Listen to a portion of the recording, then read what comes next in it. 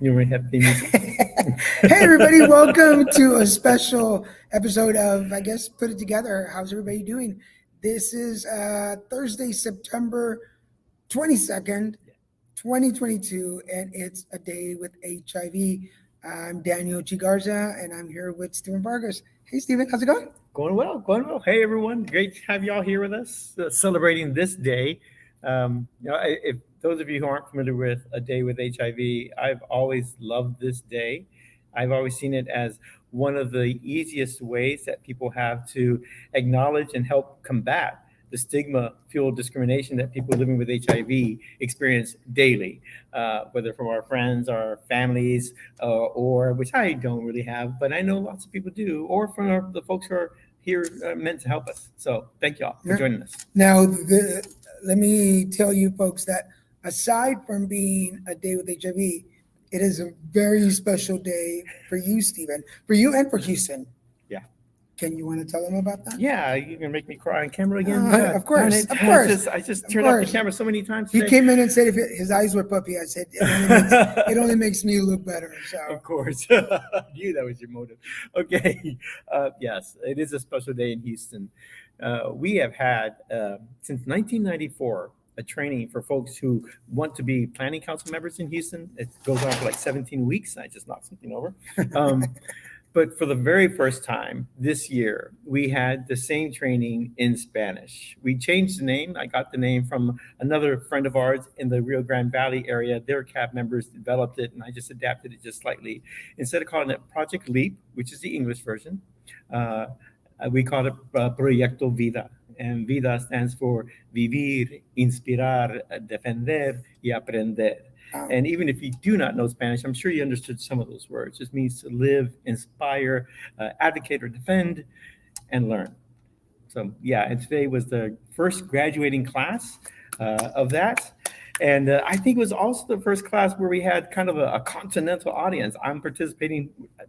Daniel and I are here in Alaska, as he said. I'm participating in that graduation, witnessing them from Alaska. We had folks that were took part in the class that were from Florida, and they participated from Florida. They even had guests from Memphis, Tennessee. I think it was the Wow. first time Wow. we in with Project Leap or Proyecto Vida that we had a continental audience for that So, graduation. what a better way to spend a day with HIV than graduating from a program in Spanish? Because I'm a graduate Yeah, of Project Leap. LEAP And so am I. generation. I was a class of 2002, I believe, or three. I can't remember. And that was 2005. Yeah. So we're both graduates, and to now see, I just got chills. That program that we were part of, that is now part of the Latino community. It's massive. So congratulations, felicidades a todos los graduados del programa Proyecto Vida. Proyecto Vida in Houston. Congratulations, they're spending their day with HIV, graduating, and now they get to go and be Now advocates. they get to apply to see if they become council members, and they'll be, who knows which ones are going to be selected. I can think of any number of them that could be great candidates to be council members with us on the Ryan White Planning Council. It's going to be So great. for the folks that are interested in bringing something like Proyecto Vida or LEAP to their cities, Yeah. what do they learn? Oh, so sorry. I mean, I'm getting kind of emotional just a few minutes ago, so I'm still sniveling here. Sorry about that, folks. So, what do they learn? They learn essentially about the Ryan White program. What are some of the things that planning council members have to do in order to make sure that we get the funds in our areas to help people living with HIV? And if you know anything about the Ryan White program, it does require participation from people living with HIV so that we can be at least a third, if not more, of a planning council body so we're making those decisions. Where else do people who are directly affected by something get to be part of the decision-making process, not just with what's going to be done, but how much money, federal tax dollars, how much money to put in those services for your communities? It's the Ryan White Planning Council. And so, yeah. So you get to go once you graduate from this program, you get to go on and be advocates, activists, or instigators in your community. And not just HIV, because for those of you that know me and know about my cancer journey and my mental health journey, the things that I learned in LEAP have helped me to then go on and use those and other projects in Yeah. cancer and mental health. By the way, I want to anybody who's watching, you can join the conversation or ask a question. So please, if you're out there watching us, share this on your page and make comments or questions. Please feel free to. So yeah, so as I was saying earlier, we are in Anchorage, Alaska. Right. Did you ever in your advocacy career think you would be up here In Alaska? in Alaska? Not for one sec. Not even, I don't think it even, no, never, ever. Not Alaska. This was the last minute. Like I wasn't even sure I was coming. Yeah. And then I got selected. By the way, we want to thank the folks at NMAC, the National Minority AIDS Council, that brought us here. And Stephen and I have been several places with NMAC. I've been to Houston, Miami, DC, Seattle, and now Alaska. Alaska, yes. And I've been to each of those places, and we were in Miami together. Yes. That was fun. And then we were here, and then we're here. So we were in the southeasternmost state Right. together. Now we're in the northwesternmost state together. Girl, we are So- national. We're like this close to being national treasures. I'm just gonna put it out there. But one of the craziest things about this is that I've done this training in English, I've done it in Spanish, and I'll talk about that more in a minute. And now we're working with the Native American community, which this is Thursday. We've been here since Monday, and the things that I have learned about the community. Oh yeah. But you know how I learned even like how it added when we went to the Anchorage Museum last night. Yeah. I don't know about you, but if you ever come to Anchorage, there is the local Anchorage Museum, which has the Smithsonian wing, and watching the videos and learning about the ancestors and the culture made me more in touch with the classroom. And I just want this so much more for them. Does that make sense? Absolutely. I mean, I was hearing about the Tlingit cultures, all the different cultures that are just found, all the different tribes all along this whole Alaska area close to the oceans and all across the Aleutians. It's so diverse, each group. They have so many things in common, like references to water spirits and in the mountains, the reverence for the natural wildlife, and yet they can be really distinct too. And so whenever we think about like indigenous peoples or first peoples, it's not this monolithic group. It's very diverse as well, just like Latino cultures. You know, we come in every race: black, white, Asian, mestizos like us, or at least like me, at least I can say. It's really, really diverse. I'm glad you said that, because as we were walking around, first of all, you look at the color and you're like, they could be our ancestors. And they probably are in some way ancient ancestors. Yeah. When you look at the migrations of people, if you've ever seen shows or read books along those lines, folks that are first peoples of this continent probably came over from those peninsulas from Russia on over. And here we are eons later. And I can't help but notice the similarities in how we look. Sometimes even in some similarities in how we, not so much talk about how we relate to each other. Yeah. And then the appreciation and how they honor the elements, you know, water, sun, air, dirt. The natural world. Yeah. Itself. And so if you look back into Latino, we're not giving you a history lesson, but we were just the idea for those of us that are joining us right now, discussing HIV workshops, but how the Native Americans in Alaska are so similar to the Native Mexican Indians, and the way that they treated. But anyway, it kind of gave me an insight too for the way that I want to present, like including those things in HIV education, right? And grounding ourselves. I don't know if this is making any sense for y'all, but I can be a little impatient, like the grounding piece that you're talking about. Yeah.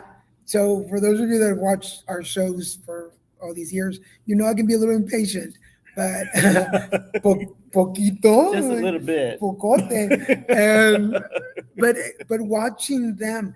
Okay, here's why. Here's why. So if So you why? ever, when they were showing how they make their bowls Oh yes. and how they make their bows and they design them and they color them and how their a bowl was not complete until the bottom of the bowl was finished, and if not, it wasn't finished, and that was And just not just mind the blowing. bottom of the bowl. It's like, what is it? They didn't have a plain bowl. They also had to decorate it on the inside, and the way that we decorated on the inside with carvings of seals or some kind of stained leather all along the edges, Yeah. it wasn't really a finished bowl until it had been somehow decorated. And it reminded me of like cazuelas Yeah, from Mexico. exactly. So for if Hmm. you ever come to Alaska, check out the Anchorage museum. There's so much. There were two floors that were closed that we didn't get to see, Right. but Because they're getting ready for some other exhibitions or something like that, which made me wanting to think like, can I take a peek? 'Cause I I'm not gonna know, be right? here. We should have snuck in, but Or we would yeah. have. So being a day with HIV, um, do you mind? I mean, I'm gonna share it too, but do you mind sharing when you were diagnosed and do you Yeah. remember that day? Oh yeah. Well, yeah. So my experience with HIV, it started back in really 1989. I wasn't diagnosed until about 1995, but 89 was when my mother, and my stepfather discovered they had HIV. So I've been helping them. I was helping them. It wasn't until they passed away, that same year that my mother passed away, that I discovered my own HIV status. It was Oh wow. April of 1995. I had gone to some place to get tested in Houston. If you know Houston, close to the Astrodome area, I went there and I got tested. And I came back with the results because back in those days, you didn't get them immediately. You had to come back in 2 weeks to get your results. So I went back in 2 weeks and got my result. And that is when they told me oh, it was an indeterminate result. Oh, Right. And I had to come back. And I was thinking, I got here a little too early because I think what I know of is I was with somebody on Valentine's night. I was dating them for at least 2 or 3 months before we ever got together and did anything. And that night on Valentine's night, uh, we had sex. It was unprotected. And then a few days later, he called me just to tell me that he had something to tell me. oh wow. Yeah, and he couldn't tell me, he wouldn't say it. And so I just started throwing out there just different things like, what, you need to tell me what, you have a boyfriend or you have a wife or you have kids, what? And then he wasn't responding to that. And then finally I just said, you have HIV. And he said, and that's when he did respond. He said, yes. That was my first clue that I may have been exposed to HIV February 14th, around there. Well, I guess it Wow. was February 16th of, what was it, 1995. Wow. Yeah. And I discovered, and so I went in April. So it may have been a bit too early. But when I did go back, I discovered it was HIV. But my mother was still alive. My stepfather had already passed. My mother was still alive with HIV, but I didn't tell her. I didn't tell anyone in my family. We had already gone through, with my mother, would have been the third person with Wow. HIV who passed away from AIDS complications. And I didn't want my family, I wanted my family to have a sense of closure. And I thought if I tell them now, it's just continuing this trauma for my entire family, who were very supportive, aunts, uncles, cousins, grandparents, very supportive, very helpful. Everyone rallied. But because of that, I also felt like I didn't want to prolong all this for everyone. So I didn't share with them those. It took me about a year and a half before I That shared it with them. that's a little crazy because now, I mean, knowing you all these years, how did that affect you emotionally, mentally, physically? It was, we all talk about stigma, and Yeah, we need to talk our never good words here. yeah, Yeah, yeah, never start that when you're if you're ever going to surprise somebody with something good, never start the conversation with "we need to talk." right, Yeah, exactly. yeah, It's like, definitely. And I want to say hi to Emery. Hi, Emery. Thank you for joining us. thanks, Emery. Thanks. Yeah, Donald, exactly. We're commenting about the comment right there. Yeah. Exactly. We need to talk. Let's see. Because I helped my mother, and my stepfather with accessing services between 1989 and 95, that I got to see some of the discrimination that they experienced, some of the stigma that they experienced One of the first things my mother shared with me that none of us were really had clued into was the first thing she noticed was how fewer people hugged her when she revealed she had Oh, HIV. I remember sharing that with my family and everything, and some of my family members with whom I shared that were just shocked themselves that they were reacting that way. They weren't even thinking that they were reacting this way. Of course, once you told them and everything, they were like, "Oh my gosh, I'm so embarrassed. Oh my gosh, how could I do this to my sister?" And that went and start hugging on my mother all over again. yeah. And That's so the that was subconscious of it. yeah, and back then, still, we may have known that you can get HIV through either needle sharing or unprotected sex, but a lot of folks still were clueless. And so the idea of touching or sitting next to, if you're clueless about it, that was a very real thing, very real reaction from Yeah, people. that's Yeah. that's So that's for me, the interesting. stigma and everything, when I found out, the only thing I kind of felt was like, my mother was always there for me if I had something to talk about, some kind of issue, whether it's about being gay or having or not having a boyfriend, all that stuff. But I didn't have that person there anymore to talk to. And we shared this virus, but yeah, I couldn't talk to her about it because she was no longer with us. That's the only thing I think that really bothered me about not sharing that with her or the rest of my family is that I cut off some time that I could have maybe talked with her. But I also feel like I'm not sure how she would have felt knowing that her oldest son also was living with something that Wow. she was dealing with. And so I'm still glad I made that decision by not letting her know. I know I may have sacrificed some time in really being able to be with her and talk about this thing that we shared. That extra bond. Yeah, but it did help me seeing what they went through, the stigma that we talk about today. I felt more prepared in dealing with that, more That prepared makes with sense. facing it, Like more prepared with challenging it. you lived through them and gather all their information to be an advocate for yourself. Yeah, That's really exactly, amazing. exactly. Yeah. We have a comment from Donald. Hello, Donald. Donald, HIV is still and by large seen as a gay disease. Yeah. We need to hashtag end HIV stigma, which is what we're doing in this training, which is called Escalate through NMAC. So look that up Look it up. in order to end HIV epidemic. Yes, Donald. Unfortunately, especially like in the more rural places, a lot of other countries that are not as advanced in the education as we are. On my HIV positive life page on Facebook, I get a lot of people from other countries that message me, and they they talk about the stigma and the shame. And Yeah.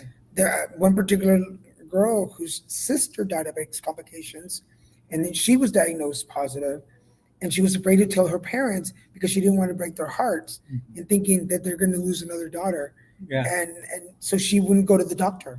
Oh my gosh. And I was like, but you've got to go to the doctor. Like Yeah. like go get medications. And then people in other countries that their doctors don't talk about T cell counts. Right. They don't talk about viral Viral loads. loads. They don't know about PrEP. They don't know about Right. U equals U. So when they come to my page and they're like, I have a boyfriend, should I break up? And I'm like, no, no, no. Let's talk about your viral load. And they're like, what's that?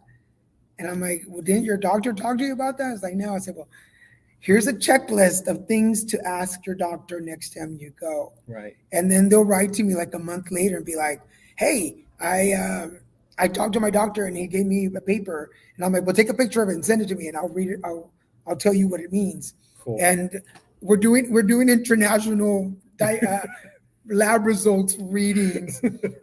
So Donald says Escalate is awesome. I attended y'all's presentation, and Oh, the Ryan oh, White Cool. Cool. Yay. nice. Yay. So you are familiar with that, Donald. Thank you. Thank you. Yeah. Thank you for I spoke to the promoting. plenary for this year too. I think it was on Wednesday. Myself and a number of folks. Yeah, Ronald Johnson, myself, Benita Ray. Yeah.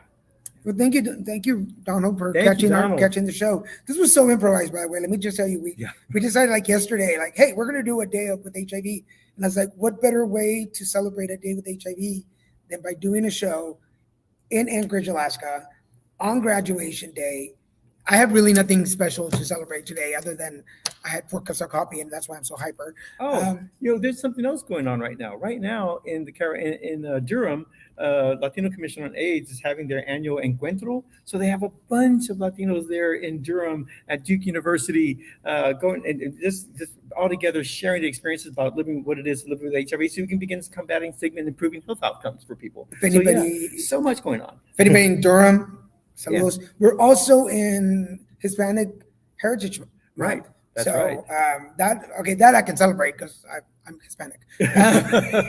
But what's today? We're in September. Or September. So Hispanic So Heritage Month started September 15th, and it goes all the way through October 15th. And October 15th is Latino Commission on AIDS, something they started back in 2003, the National Latino AIDS Awareness Day. well, on Monday, Yeah. September 26th, is my 22nd anniversary of my diagnosis. Are you serious? Yeah. So I will be 20. Oh my God, that just made me a little emotional. Another 22. That just made me a little emotional. I'll be 22 years. Good. You cry on camera. My HIV was able to drink last year. So this year he's like, I'm gonna take it slow. But I found out in Houston, for anybody out in Houston, I was working at Baba Yaga's Oh, I love at Baba the restaurant. I Yaga's. love Baba Yaga's. I Oh, miss their process. God, I miss the potato salad. Thank you. Yes, thank you for saying congratulations. Because some people say I'm sorry, but I'm like, spoiler alert, I'm alive. Yeah. So that's a good thing. Thank you, Donald. Yeah. But I was working at Baba Yaga's, and I was down to 110 pounds, and I thought I looked hot. Just for reference, right now I'm about 160, 165. I've had a lot of food since I've been here. Yeah, me too. But I was 110 pounds. The manager pulled me aside and said, "Hey, you don't look good. You should go get checked." And she had a vitamin store. She gave me a bunch of vitamins. I don't know whatever happened to them. But she also told me that some of my regulars were like, there's something wrong with Daniel. Because I was getting that memory lapse. Oh. And as a waiter, I never wrote anything down. And I had to write everything down. And my regulars were like, what's going on with him? So I went to Bentop Hospital in an emergency. They had to for those of you at that time, they used to give you a gold card to get medical treatment if you don't have insurance. I went in, and true story, my friend at the time, Charles Gillis, who was a friend of mine, they saw me so sick, they had me cut line. Because they were like, I joke about it now. I'm like, they were like, this dude is not going to live long enough. Let's give him the gold card before he dies.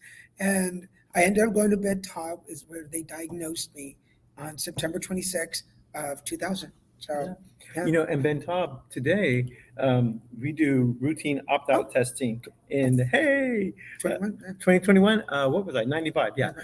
So in Bentop is one of the hospitals in Houston where we do routine opt-out testing for HIV. One of two hospitals, that one and LBJ Hospital. Those are the two. If you go to the emergency room, it's routine opt-out HIV testing that occurs. And because of that, and Texas still hasn't expanded Medicaid, bunches of folks who do not have health insurance, that's usually where they find out they have HIV. Yeah. Because they end up going to the emergency room because of advanced HIV, usually getting to stage 3, which is AIDS essentially, when they discover they have HIV. Yeah. My paperwork says AIDS patient. Yeah. Because my T cell count was 108 when I went to the hospital. And then a big hello also. Thomas Street Clinic is still there, right? Yeah. So big hello. That's where I started my volunteering. Thomas Street Clinic, and then at Family Services, which is Family Services. Did it change names? I think it did. Changed names, but it was Family Services back then. And then in the Valley AIDS Council was where I also volunteered. And then I worked for Avis for a while with Terrence O'Neill. If you get to watch this, Terrence, thank you. He gave me a job in advocacy, and then I was a community liaison, so I got to do a lot of trainings and presentations in California. So that was pretty. California, in Texas. In Texas, you mentioned Valley AIDS Council. With the Valley AIDS Council. Hi, Rochelle. Hey, Rochelle. With the Valley AIDS Council, when I was just telling you all about the Spanish version of Project LEAP, Proyecto Vida, Vivir, Inspirar, Defender y Aprender, that name came from the cab for the Westbrook Clinic, which works in conjunction with the Valley AIDS Oh, Council folks. nice. So it was their very first cab. I went down there I was emceeing one of their conferences, and they came up and they shared what they had started and what they called themselves Vida. And I was inspired by that name. That when it came to doing Leap in Spanish, I called and asked if I could use that name too. I just changed the last word to aprender. And so, yeah, I think they had Atrévate. I think it was, Yeah. we dare. Well, a big shout out because Valley AIDS Council is in part that puts on the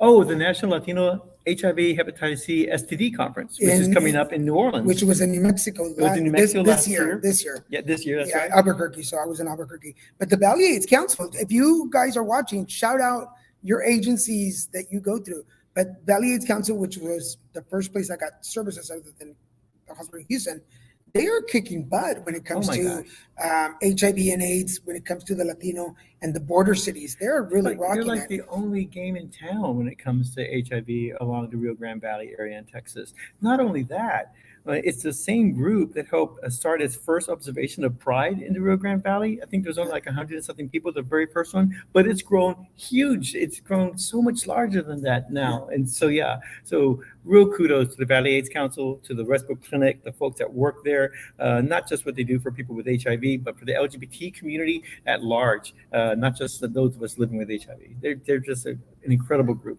So we both met at the Ryan White Planning Council in Houston back in, I'm going to say 2004. 2006 is when I was officially appointed. So you came in as I was leaving. Yeah. That's right. Okay. We served on council together for like 1 year. And it's not that we weren't friends. We just didn't hang out. I was very heavy into drugs and alcohol at the time. So I left in 2006 as you came in. I figured so funny. I said I left because we had another Latino. We couldn't be together at the same. We only had 4 Latinos. They only had room for so many Latinos on the table. And they were like, Garza, you're out. Steven's in. No. That's not how it happened. No, the honest, and that Rochelle's talking about truth. The truth is that in 2006, I was very heavy into drugs and alcohol, and I couldn't handle being functional anymore. So I left everything. Mm-hmm. I left all of my HIV advocacy work. But Steven took over. So we crossed at the council. We would cross at events, mm-hmm. but we weren't really friends. Yeah, we were more like acquaintances. Yeah. More like acquaintances. Colleagues.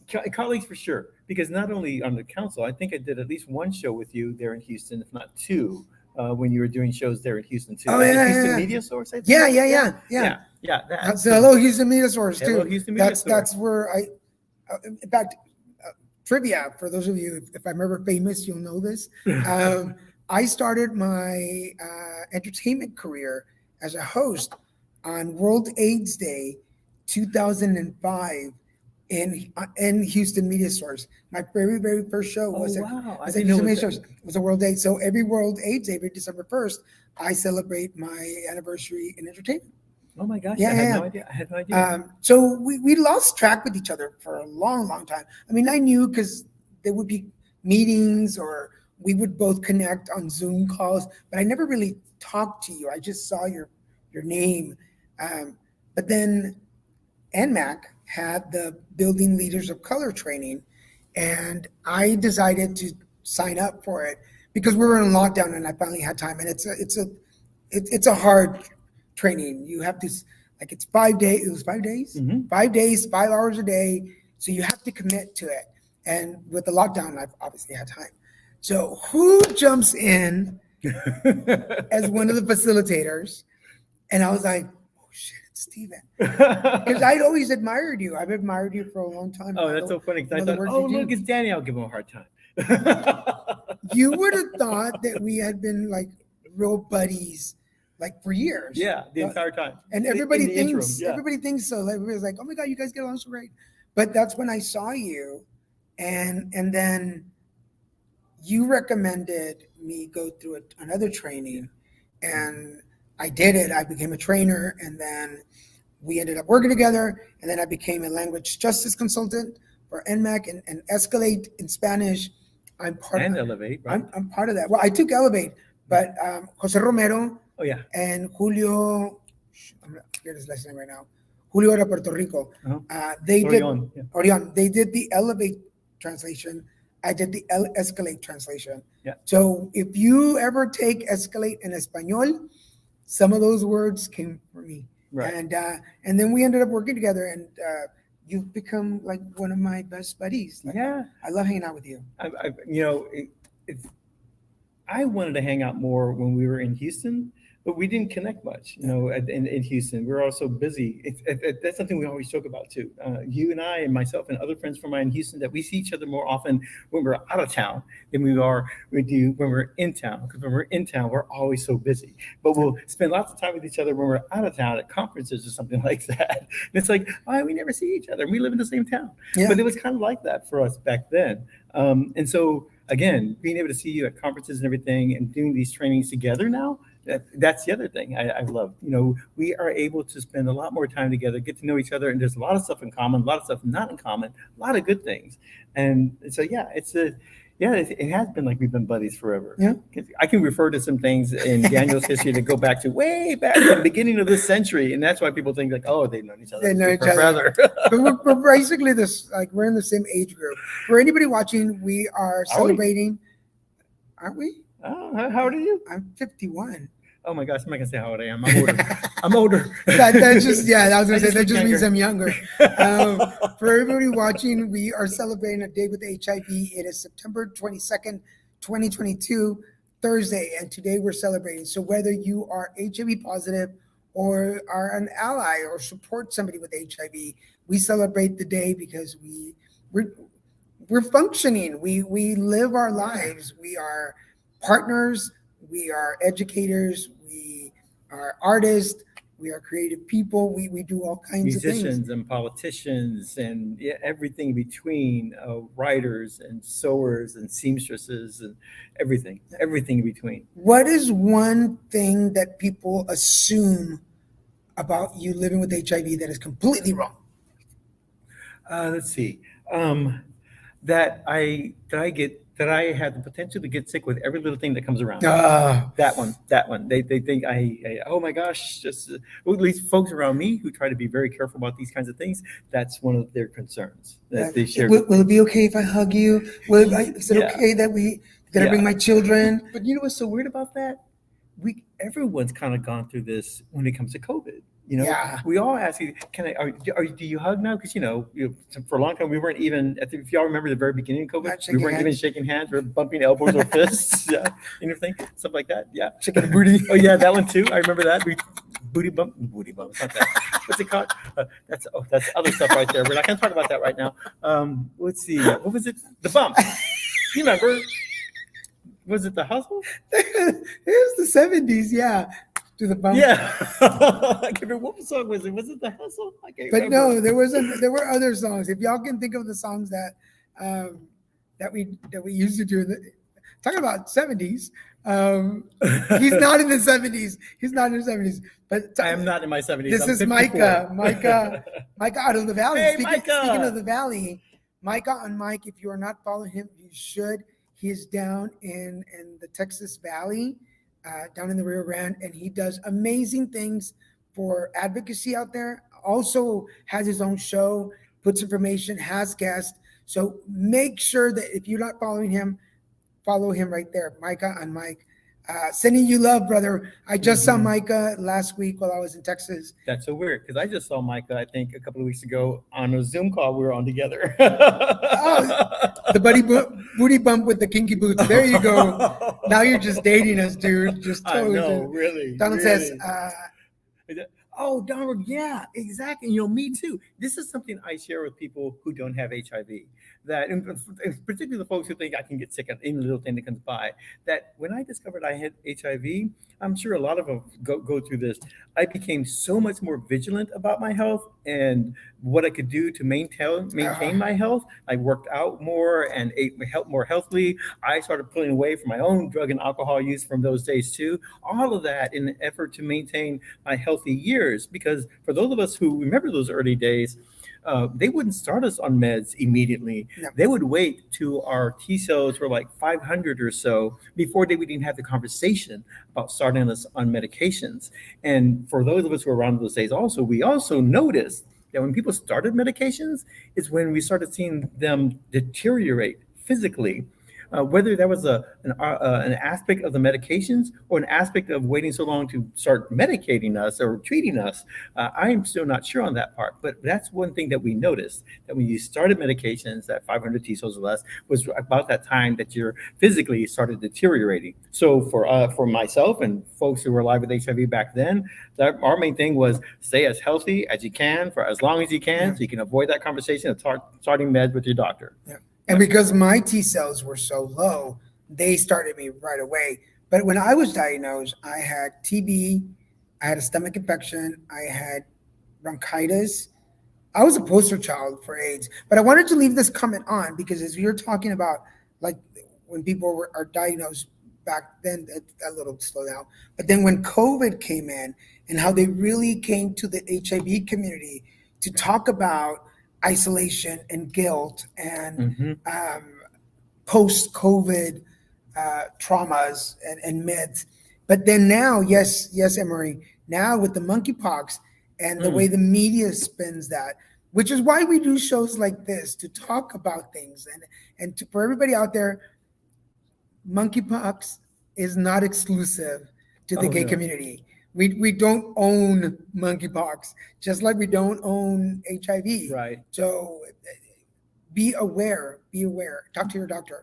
Think about it. When you just exactly, Emery, like you said, monkeypox is not a gay disease. When at the beginning part of the 1980s with HIV, when they kept on saying it was a gay disease, that kind of misinformation, I think to myself, this is why my mother's not here. This is why my stepfather's not here. People kept on saying this is a gay disease, and people that weren't part of that community didn't think about protecting themselves. I remember I used to put condoms in my younger brother's Christmas stockings when they were 15 years old and in high school. My mother caught me once, and we had to talk about that. And I told her, I just want to make sure that they graduate from high school without getting somebody pregnant or catching something. And she said, go ahead, keep doing it. So I kept doing it. It never occurred to me about the idea that my parents could acquire something like HIV. I was concerned about my younger brothers, but it just didn't occur to me about my One parents. doesn't think. One Yeah. doesn't think. Yeah. By the way, thank you, Micah. I so appreciate you for doing that. Micah Oh, nominated yeah. me. He nominated me for the Thera Community Champion Award for Yay. October. So if y'all see me posting, vote for me ads, you I'll vote for you. better vote for me. And I would love to. We would definitely. I would come on your show. Yeah, Michael already invited me, with or without Daniel, I think, right? How dare you? Just say it. I will come to Texas. I will come to Texas specifically to be on a show with Steven. Which, by the way, this is the first time that we're ever On this show on together. this show together. Yeah, we were the Houston Media Source one long time ago, and this one, I think. Yeah. One of the biggest myths that people think about me when they see me is like, you must take a lot of meds. Oh yeah. And honestly, I take one med for HIV at night, but then I take a med for my diabetes. I don't have cholesterol anymore. My diabetes, my vitamin, a couple of other things. I think I like 4 or 5 medications, but only one HIV med. Yeah. So that's not 100 medications. Now, when I was first diagnosed, for everything that was going on with me, I took about 40 to 50 pills a day. And they would be surprised because I had TB, and they would bring you the little packets. They had like 6 or 7 pills, and it had a big old horse pill. Mm-hmm. And let me tell you, when you have TB, if you ever get TB, those nurses find you anywhere. They're like, I swear, people talk about trackers. I swear they had me tracked, but they would find me anywhere, and they give you the pills. But I got so used to no gag reflex that I would just take them, and they would be like, "Pues como le hiciste?" And I'm like, "There's nothing there. Like it's gone. It's gone." My mother hated those big horse pills. Same thing with her. She not only all the pills that she had to take in those days, and I only take one today, but having to wake up every 4 or 6 hours, or set yourself an alarm for every 4 or 6 hours to take one of those pills or a set of those pills. today I keep on thinking, how did anyone get a good night's rest? And that's really important to our health as well. And so I think about those things and the misinformation, like you mentioned before, about the whole monkeypox. Monkeypox. Again, I still think that's one of the reasons why my mother and my stepfather are not here, because of that misinformation at the very beginning about this being a gay disease. We don't need to be making the same mistakes when it comes to monkeypox. That's So, basically. We don't thank want- you, Stephen. Another Stephen James. Thank you for watching the show. We hope you're entertained and educated by us, and amazed by our handsomeness. I'm speaking and MC on 2002. I should be conference November 17th, McAllen. Hope you all can make Oh it. yes, Spin. the Vita conference. Hey, again, hey, Micah. If I'm not there, I think. Oh, good, you're emceeing. Even better. Yay! Congratulations, sir. Congratulations. Yeah. Micah, give your last name so we can. You can actually find him there. Look for him on Facebook on Mike. That's where you can find him. Yeah, Just like it says there, Micah and Mike. Sponsored by Valley AIDS Council. They're doing a great job in the Valley. Mike on Facebook. Yeah, that's where you can find him. Or Instagram. Got it. Yeah. Go definitely follow him. He gets what I like about Micah, what he's doing out in the Valley is that he's getting the people, like gente in the community that normally would not talk about HIV to talk about HIV. And that's really cool. And this is why I do my shows, and this is why we did the show. By the way, we were only going to do 30 minutes. We're going to do 40 minutes. Oh, that's right. Sorry. But we talk a lot. Hey, I'm not lying. You get two advocates together, and but yeah. It's amazing what Mike is doing. Yeah, no, he's doing amazing work. I agree. Where are you, Stephen? Where are you located? If you don't mind telling us, so we can say a big hello. Another thing that I'm really excited. God bless, and everything goes well, and everything gets restored in time. We might be in Puerto Rico in a couple of weeks. Yeah. So if things are up and running, hopefully everyone keep them in your thoughts, your prayers, your hopes that everyone in Puerto Rico comes through everything that's going on right now pretty well. I know that there's still a lot of places that are, I've been reading texts from folks that we know in Puerto Rico of everything they're doing to try to get things up and running again. And it's a Herculean effort. Oh, you're in Harlingen, Texas. Hola, Harlingen. Hey. Saludos hasta el Valle. I was just in the Valley last week. I was just there last week. I have to meet you next time I'm there. Yes, a big prayer. That's my sister. Oh. That's my sister. Thank you for being here, sis. Okay. She actually, when I got very sick, I went to go live in her house. And I think you shared a little bit about that. Yeah, I was able to grow me and the family and be knowledgeable. She knows a lot about like HIV from living it through me, and which is really amazing. Orale 956, tú dale, dale gas. Christian, if Christian's watching this, he's gonna hate that. Dale gas. Dale gas from the commercials in the Valley. Tulsa, cool. Hello. Oh, Tulsa, Oklahoma. Hola, Tulsa. Hello, Hey. Well, hello, Tulsa. We have a question. So, Daniel, real quick, are you enjoying Alaska? I lived at Eagle River across from the big greenhouses. You were telling me you lived up here. Oh, yeah. I don't know if we've been there yet. We walked to. Eagle River. I remember Eagle Street. Oh, Eagle Street is it's where Myrna's, Big Myrna's.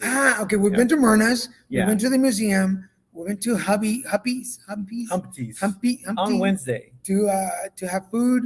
We went. Where else did we go? We went to the Mexican La Cabaña.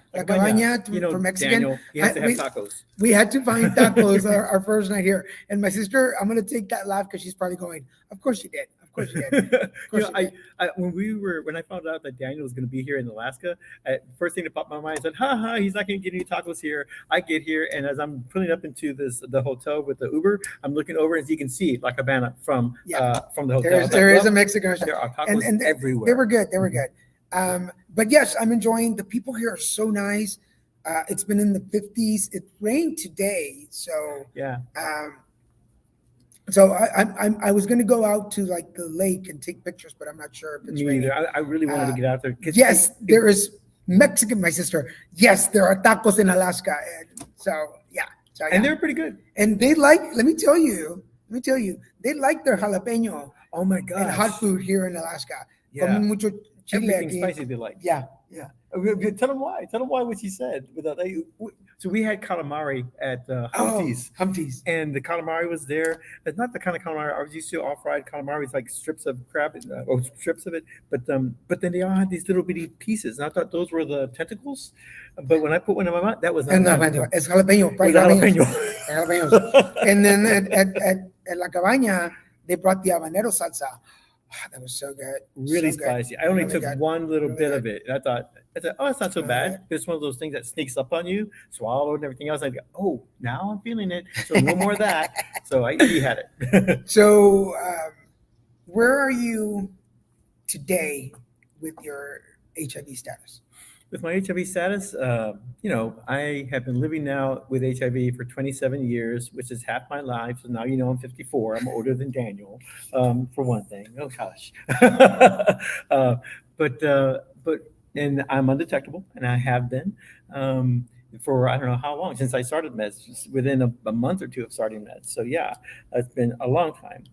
I've been in the same relationship with the same man for these entire 27 years. Wow. I remember telling him I had HIV, someone I had a crush on in high school, and telling him I had HIV and thinking to myself, "Oh, I'm blowing it now. He's not gonna want to be with me." But no, it's just the opposite. We're still together all these years. We even have a marriage license to get married. We might have to renew it though because we want to get married in October, not any time before that. So yeah, so I'm good. My T cells are fine. My viral load's fine. Not only that. When we talk about aging with HIV, there's a lot of stuff. I tell folks that this is something, a privilege, being able to age with HIV that my mother didn't have. My mother lived with like maybe 6 or 7 years with HIV and AIDS complications before she passed away at 47 years old. And I think about that now, like my life with 27 years living with HIV because of the meds we had introduced in 1996, and then also 7 more years of experience beyond what my mother had at 47.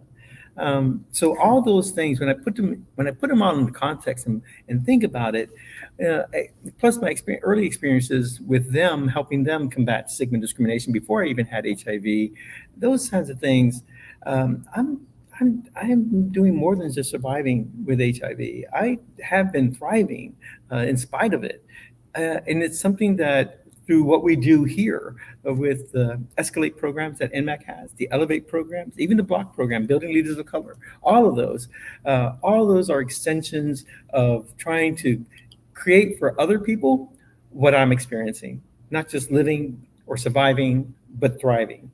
Everyone can have this opportunity with HIV, and I know that not everyone does for a variety of reasons. Principally, the stigma that's fueling all the discrimination around it all. And so, being able to do what I do now to help improve situations, help give folks that kind of stamina and knowledge. I also push back on stigma and discrimination. That's where my life is right now. I'm doing more than just living and surviving. I have been thriving right now. So That's yeah, pretty awesome. yeah. That's pretty awesome. Donald, keep going, man. Keep going. I was detectable for a long, long time, and my T cells never went over 200. Oh, Michael's older than me. I'm sorry. Huh? Mike is older than you. He just celebrated but Mike is cool. Michael's like, I'm good. But he said it's true. My best friend who was diagnosed in '85 is still here with us today. Yeah, I was diagnosed. Keep at it, Donald. Keep at it, Donald. Yeah, we Yeah. don't. Oh my God, your CD4 counts are higher than mine. Congratulations. I Donald. don't go above 400. I keep on hovering. I can't seem to break that 1,000. I'm like 900, something like that. So keep at it, Yeah. Donald. Yeah. So for everybody out there, like I don't break over 400. I think I broke 5 something at one point, but it was like after cancer, and my system was really high, and then it just went back down. But I'm usually hovering in like the 200 to 300s. So as long as you're healthy, Donald, we're right there with you, brother. Mm-hmm. When I was diagnosed in September. I was 29. December 26th is my birthday. So I was about to turn 30. I didn't think I was going to make it to 30. Oh yeah. I being in the hospital, a priest came into my room. Oh, wow. I'll tell you the story really quick. A priest came into my room and said, "Is there anything you'd like to talk about?"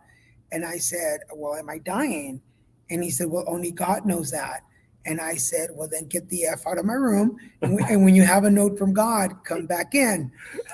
And he never came back with the note. So that's why I didn't die. And that's my joke, and I'm sticking to it. And through the years, Yeah, I and, like it. Christian and my sister know, like, I have officially died 5 times in my life. If I back, I can't die. I'm a cat. I'm a cat. I have 4 more lives to go. But yeah, 4. Yeah. But you know, Keep track. Yeah, I have 4 left. I've died 5. But I made it to 30, and then made it through anal cancer. Had my ostomy surgery, and got off disability. I have my partner Christian, who we've been together for 10 years now, who stayed with me through the whole. Because let me warn you, my temper can be worse than any diagnosis I've ever had. Yeah, I'm not a good sick person either. But I made a career out of my diagnosis. And I decided a long time ago that if HIV was going to be part of my life forever, then I was not going to let it hold me back. I was going to use it to propel me in a career. And aside from acting and the comedy and all the spiritual work that I do, advocacy was my first career as an adult. And I mean, I can't go a day with HIV without thanking my partner Christian, and I'm gonna cry now. I'm not stopping. My family that supports me in all my craziness, and my mom passed away in 2020, and she had Alzheimer's for many years, and the thing that I wish would have happened is that she would have seen me succeed in my career. I know, for those of you with spirituality, yes, I know she's watching me, but I wish she would have been able to be here and see everything that I've accomplished. Oh yeah. Because by the way, I'm 15 years clean and sober. So I went into rehab the year after she started losing her memory. So she never officially saw me clean and sober as an adult. And that will always kind of bug me a little bit. So we're all haunted by things we either didn't do or say once our parents are gone. So yeah, that's another message for everybody. If you have supportive parents, yeah, it's important to thank them, acknowledge what they've done. Yeah, because we are. Oh, the International Conference on Stigma. Yes, I've participated in that conference before. It is a really good one. They even honored Bruce Richmond a couple of years ago with one of their awards for what he did for raising awareness about you equals you. So yeah, I love that conference. I was gonna say, make sure you mention what he does. Yeah, Bruce Richmond. Yeah, look him up. He's been on my show. I've interviewed him. Excellent guy, sweetest guy. Oh yeah. But he's been a big supporter and pusher of the You Equals You movement. Yeah. And by the way, I'm speaking at the conference, Micah. They approached me to be a speaker on one of the panels. Oh, so cool. I have another friend speaking at that conference too. Hey, yay! Yeah, see, just like that one too. Just like yours, Micah, or I think it was Micah that put that one up there. Yeah, CD4700. You know, mine. I think the longer we've been living with HIV, it may be harder for us to get our T cells up. Oh wow! Hey, that's coming up. Congratulations, Donald. Congratulations, man. That is awesome. Yeah, that's like right around the corner. Cool. Yeah, so it is. For those of us who've been living with HIV for a long time, just remember that. Just remember that it might be harder for us to get our T cells up to those thousands. It might be harder for us to get to viral suppression, but we just keep at it because there are a lot of people who live for a very long time without even getting down to being virally suppressed or even having T cells above 1,000. So just remember that piece right there. Just keep plugging at it. I'm going to jump pillow talk. 8 a.m. Wait. Oh, Emery. At 8 a.m. I was wondering where you were going to take us there. Okay, I know. Emery is a regular viewer of the Christian and Daniel show, and we can always count on him to get us in the gutter. I'm going to say it there, Emery. You always get us in the gutter, and we appreciate it. Yeah, so we'll be waking up together or something like that at 8 a.m. or something. I think Nancy, I think he's talking about the day that he went to visit us at the house. So my sister got to meet Micah. I need to connect y'all too, so y'all can talk in the valley. We're coming up to this last 7 minutes of the show. Any special message that you guys want to send out? We already discussed where you are. but I'm gonna be there, Mike, at 8 a.m. Yes, we're gonna watch it, and whenever we can coordinate it, I would love to come down to South Texas and do a live show with you, Micah. Yeah. Any special wish or message that you want to send out to the people out there Uh, who maybe are not hopeful about their future and their diagnosis? uh, just remember that what we have available to us today is a privilege. That there are a lot of folks, thousands of folks who passed away before 1996 who did not get the opportunity to have access to the kind of medications we have today. And even in 1996, there have been so many improvements on those medications that were first available to us. The side effects have been reduced, the resistance profiles have been raised, so it's harder to develop resistance. Just remember that piece that if you're not feeling so hopeful, just remember that things are much better for us now. If you need any help with your care, find those sympathetic people in your area and see. That's, I think, where we need to start. Finding those sympathetic people and talking to them. They're the ones going to help us essentially get beyond whatever it is that we're feeling is keeping us back.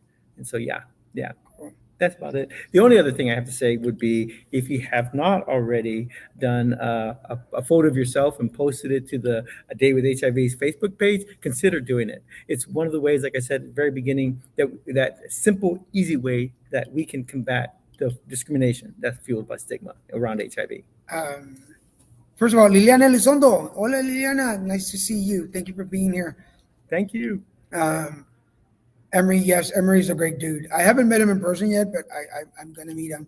Um, and thank you for joining us tonight. Again, such an impromptu show. We weren't sure what was going to happen. I wasn't sure if anybody was even going to watch, but thank you for joining us. My message on A Day with HIV for you guys. Ooh, I hope I don't get emotional.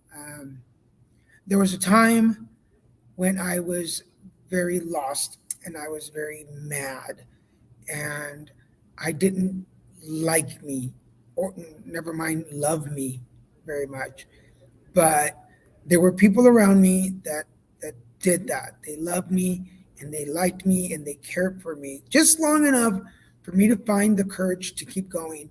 And after I was done being mad and yelling at God and damning the universe, and people were like, "You have a story to tell. Come share it." And I was like, "No, I don't want to share my story. I want to get drunk." And people kept pushing, like, "Dude, come share your story." And the first time that somebody tapped me on the shoulder and said, "What you just said just changed my life." Mm. I was like, "Man, how can I not keep doing this?" So Yeah. no matter what stage you're in, whether you're in the 5 steps of grief, Oh, no yeah. matter what step you're on, um, just keep going. Yeah. As long as God, the universe, life gives you a breath, keep going. You just never know.